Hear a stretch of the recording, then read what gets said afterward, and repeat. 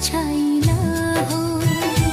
बाबा आंगने में फुलवा तला गेला, फलवा फलवा न खाईला हो।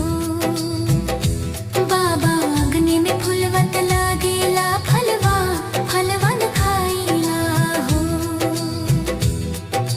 ताना देके कहेले गोतिनिया आई, बांझबा बहनिया नु हो। बाबा सुनी सुनी बोलिया गोतिनिया हो, लोरे बाबा सुनी सुनी बोलिया गोतिनिया हो, लो लोरवा बहाईला हो।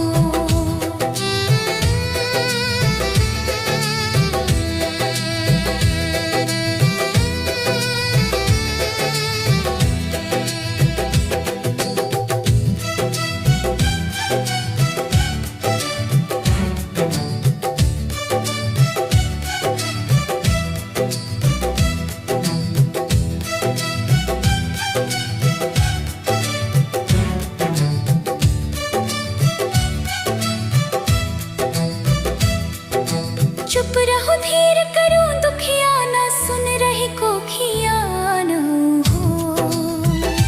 बस आज के नवये महीनावा हो रेला, मुस्काईला हो। बस आज के नवये